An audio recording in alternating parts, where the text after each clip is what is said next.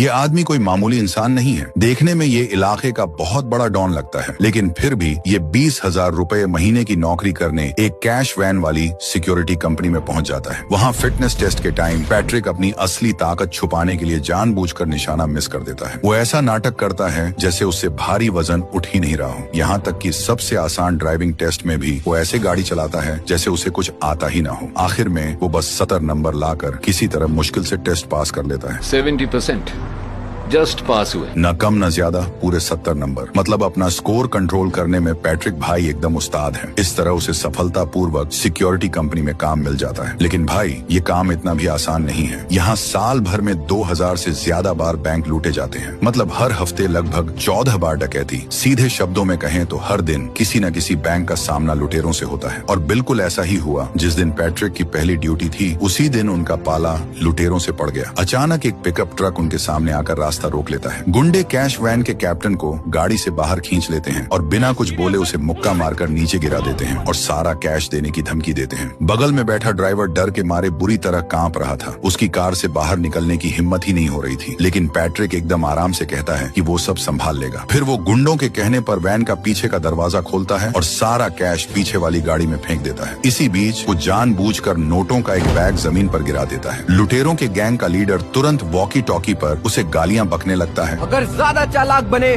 तो तुम्हारे पार्टनर को गोली मार दूंगा। फिर वो अपने आदमियों को जमीन पर गिरा हुआ बैग उठाने को कहता है। तुझे ट्रक दिखाई नहीं देता क्या, हरामजादे? माफ करना दोस्त। वो अचानक फुर्ती से हमला करता है और उसे बहुत बुरी तरह मार डालता है। ये देखकर लुटेरे घबरा जाते हैं और भागने लगते हैं। पैट्रिक बड़े आराम से उनके पीछे पीछे जाता है और मौका देखकर सीधे गुंडे के घुटने पर गोली मार देता है। लेकिन भाई, किसे पता था कि ये लुटेरा भी डीट निकलेगा। वो गिरता नहीं है, बल्कि अपने घायल पैर को घसीटते हुए भागता रहता है। पैट्रिक फिर सही मौका देखता है और एक गोली मारकर उसे जमीन पर सुला देता है। तू मुझे गोली नहीं मार सकता। उप्स, गलती हो गई। पीछे से आ रहे उसके साथियों ने ये सब देख लिया था। दोनों पैट्रिक की गजब की निशानेबाजी देखकर इतने हैरान थे कि उनके मुंह खुले के खुले रह गए। लेकिन पैट्रिक ने उनको कोई भाव नहीं दिया और बाहर जाकर एक एक करके लुटेरों के नकाब हटाने लगा। वो ऐसा इसलिए कर रहा था ताकि अपने बेटे को मारने वाले हत्यारे को ढूंढ सके। 5 महीने पहले पैट्रिक और उसका बेटा कार से सुपरमार्केट जा रहे थे। रास्ते में बेटे का मन सड़क किनारे मिलने वाला पैनकेक खाने का हुआ। पैट्रिक ने गाड़ी साइड में लगाई और बेटे के लिए पैनकेक लेने उतर गया। लेकिन जब वो अपना ऑर्डर बनने का वेट कर रहा था, दूसरी तरफ उसके बेटे के साथ बड़ा कांड हो गया। पैट्रिक ने देखा कि कुछ लोगों ने सड़क रिपेयर करने के बहाने एक कैश वैन को रोक लिया है। फिर एक जेसीबी से वैन के पिछले पहिए उठा दिए, कट्टर मशीन से दरवाजे काट दिए और अंदर एक स्टन ग्रेनेड फेंक दिया। इसके बाद लुटेरों ने बंदूक के दम पर सबको कार से नीचे उतारा और सारा कैश ट्रांसफर कर लिया। लेकिन जब लूट लगभग खत्म होने वाली थी, लुटेरों ने देखा कि पैट्रिक का बेटा ये सब अपनी आंखों से देख रहा है। उन्होंने तुरंत उस पर बंदूक तान दी और जल्दी से कार से नीचे उतरने को कहा। बेचारा बच्चा इतना डर गया कि उसने जल्दी से अपने पापा को फोन लगाया, लेकिन पापा का फोन बिजी था। लुटेरे को बंदूक ताने देखकर उसने कोई चालाकी नहीं की और चुपचाप कार से उतरकर जमीन पर लेट गया। वैसे तो उसे बस लुटेरों के लूट कर जाने का वेट करना था और वो बच जाता, लेकिन एक सिक्योरिटी गार्ड लुटेरों से भिड़ना चाहता था। एक बूढ़े काले साथी ने उसे ऐसा करने से रोका, लेकिन वो गार्ड अचानक घूमा, एक तेज चाकू निकाला और सीधे विरोधी पर हमला कर दिया। एक ही बार में उसने उसे गिरा दिया। जब वो बूढ़ा काला आदमी उसे बचाने गया तो वो भी नहीं बच पाया। ये सब देखकर पैट्रिक का बेटा खुद को रोक नहीं पाया और उसने छुपकर एक नजर देख ली। उसने देख लिया कि एक लुटेरे ने अपना नकाब हटा रखा था। उस लुटेरे को लगा कि उसकी पहचान खुल जाएगी, तो उसने अपनी बंदूक निकाली और सीधे गोलियां चलाकर बच्चे को मार डाला। पैट्रिक पैनकेक लेकर वापस लौटा तो उसने ठीक यही सीन देखा। वो पागलों की तरह अपने बेटे की तरफ भागा, लेकिन गुंडे ने उसके कंधे पर गोली मार दी और वो वहीं जमीन पर गिर गया। उसने दर्द सहा, लेकिन अपने बेटे को मारने वाले को घूरता रहा। उस लुटेरे को जरा भी अंदाजा नहीं था कि उसने किस आदमी से पंगा ले लिया है और उस पर कितनी बड़ी आफत आने वाली है। कुछ दिनों बाद जब पैट्रिक अस्पताल में होश में आया और उसे अपने बेटे की मौत की खबर मिली, तो वो अंदर से टूट गया। उसने कसम खाई कि वो अपने बेटे का बदला लेने के लिए उस हत्यारे को अपने हाथों से मारेगा। उसकी बीवी ने भी उसे ताने मारे कि वो अपने बेटे को नहीं बचा पाया और उससे तलाक मांग लिया। पैट्रिक ने कोई सफाई नहीं दी क्योंकि वो खुद को भी माफ नहीं कर पा रहा था। 3 घंटे बाद पैट्रिक अपनी कार से एक बिल्डिंग की छत पर पहुंचा। वहाँ उसकी मुलाकात CIA के एक बड़े ऑफिसर से हुई। उस ऑफिसर ने अपनी जेब से एक पर्ची निकालकर पैट्रिक को दी। उस पर्ची पर उन खूंखार मुजरिमों के नाम थे जिन्हें कानून भी नहीं पकड़ पाया था। पैट्रिक ने उस ऑफिसर को भरोसा दिलाया कि जो काम वो 20 साल में नहीं कर पाया वो उसे सिर्फ 2 हफ्ते में निपटा देगा। पैट्रिक की बात सुनकर ऑफिसर ने मुस्कुराकर हामी भर दी। घर लौटकर पैट्रिक ने तुरंत अपने सबसे खास आदमियों को बुलाया और हुक्म दिया कि किसी भी कीमत पर उस कातिल को ढूंढ निकालो। कुछ ही दिनों में उसके आदमियों ने उस लिस्ट वाले सारे लोगों को ऊपर पहुंचा दिया, यहाँ तक कि उन लोगों को भी नहीं छोड़ा जिनका उस हत्यारे से थोड़ा सा भी कनेक्शन हो सकता था। लेकिन भाई, उसके आदमियों ने कितनी भी जांच की, उन्हें उस हत्यारे का कोई सुराग नहीं मिला। पैट्रिक समझ गया कि सामने वाला कोई ऐरा गैरा लुटेरा नहीं है, पक्का उसका कोई बड़ा बैकग्राउंड है। हफ्तों तक लगातार लोगों को मारने और पूछताछ करने की वजह से उसका आदमी लाओबाई इतना थक गया था कि उसकी दाढ़ी सफेद हो गई। ऐसे ही बिना मतलब हाथ पैर मारने से बचने के लिए एक औरत ने पैट्रिक को अपना प्लान बदलने को कहा। सोचने वाली बात थी कि वो लोग कैश वैन लूटकर बिना कोई सुराग छोड़े गायब कैसे हो गए। पक्का कंपनी के अंदर उनका कोई अपना आदमी मिला हुआ था। इसीलिए पैट्रिक ने अपनी पहचान बदली और एक सिक्योरिटी गार्ड की नौकरी करने कैश कंपनी में आ गया। और टेस्ट में उसने अपना स्कोर इसलिए कम रखा था ताकि किसी को उस पर शक न हो। नौकरी मिलने के बाद जब किसी का ध्यान नहीं था, उसने चुपके से अपने मोबाइल से अपने साथ काम करने वालों के आईडी कार्ड की फोटो खींच ली। एक रात पैट्रिक सीधे अपनी साथ काम करने वाली डाना के घर पहुंच गया, क्योंकि जांच में उसे पता चला था कि डाना के अकाउंट में कहीं से मोटा पैसा आया है। उसे पूरा शक था कि ये पैसा अंदर की खबर देने के बदले मिला है, इसलिए उसने डाना से सच उगलवाने का फैसला किया। पहले तो डाना को लगा कि पैट्रिक ऐसे ही मिलने आया है, लेकिन उसने सपने में भी नहीं सोचा था कि पैट्रिक सीधे बंदूक निकाल लेगा।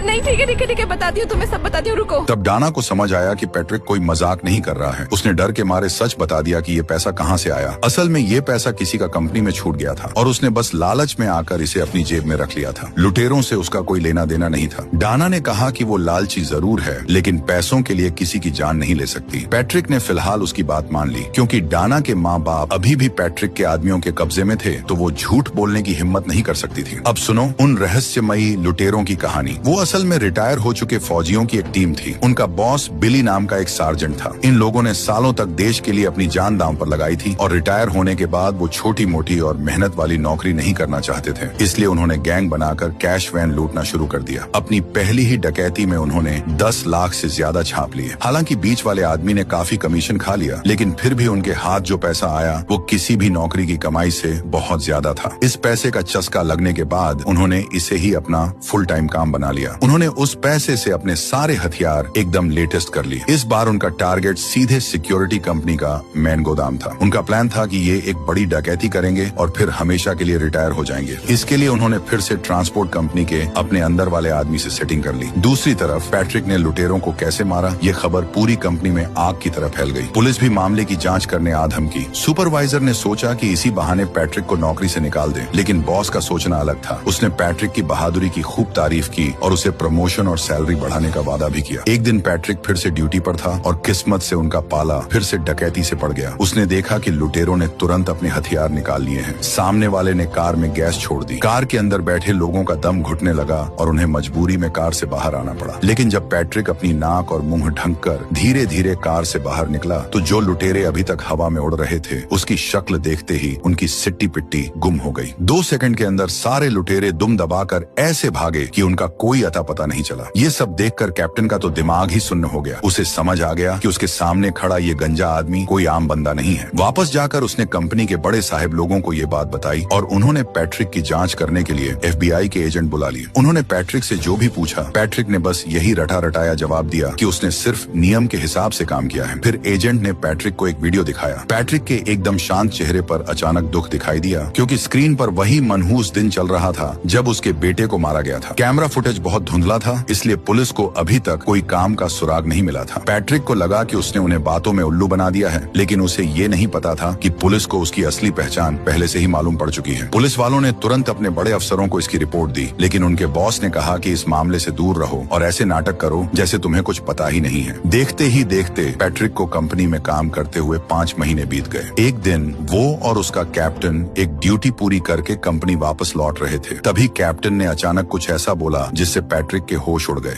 मेरे दोस्त, मैंने कैश ट्रक लूटने में उनकी मदद की है। जो गार्ड्स मारे गए वो जरूरी था।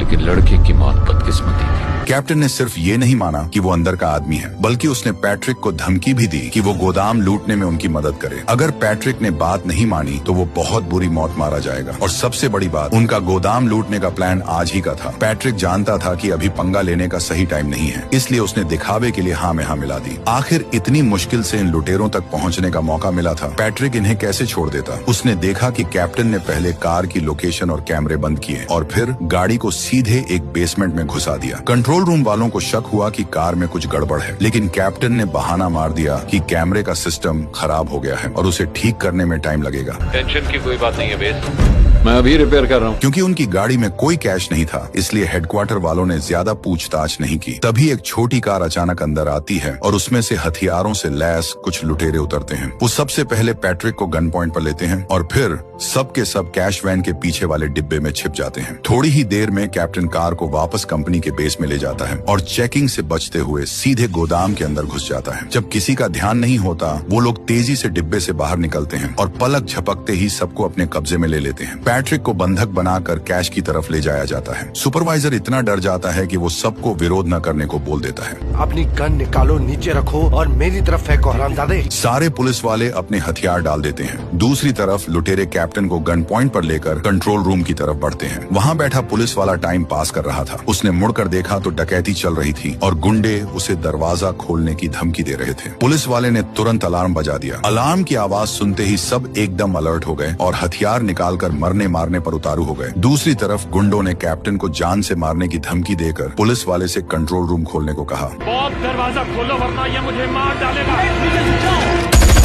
उन्होंने काफी देर तक गोलियां चलाईं, लेकिन लुटेरों का बाल भी बांका नहीं हुआ, क्योंकि उन्होंने पहले से ही मोटी बुलेट प्रूफ जैकेट पहन रखी थी। एक आदमी ने दरवाजा खोला और अचानक बड़ा धमाका हुआ। अपने खतरनाक हथियारों के दम पर लुटेरों ने कुछ ही मिनटों में सारे पुलिस वालों को मार डाला। अब पूरा गोदाम उनके कब्जे में था। उन्होंने सीधे जाकर मेन गेट का बटन दबाया और बाहर खड़े अपने सार्जेंट को भी अंदर बुला लिया। फिर वो अपने प्लान के हिसाब से नोटों के बंडल बांधने लगे। नोटों की गड्डियों को बैग में ठूंसा जा रहा था और बाहर खड़े लोग उन्हें कार में लाद रहे थे। लेकिन जब उन्हें लगा कि सब एकदम मक्खन की तरह चल रहा है, तभी अचानक एक गार्ड ने उन पर हमला कर दिया। उसकी चलाई 2 गोलियों ने सफलतापूर्वक लुटेरों का ध्यान भटका दिया और यही मौका था जिसका पैट्रिक बेसब्री से इंतजार कर रहा था। पैट्रिक बिजली की तेजी से घूमा, एक लुटेरे को गिराकर लात मारी और उसकी गर्दन तब तक दबाए रखी जब तक वो शांत नहीं हो गया। इसके बाद पैट्रिक ने एक एक करके उनके नकाब हटाकर चेक करना शुरू किया। जब उसने देखा कि ये वो आदमी नहीं है जिसे वो ढूंढ रहा है, तो वो जल्दी से अपने साथियों की रस्सियां खोलने गया और उन्हें कहीं छुपने को कहा। दूर खड़े हथियारों से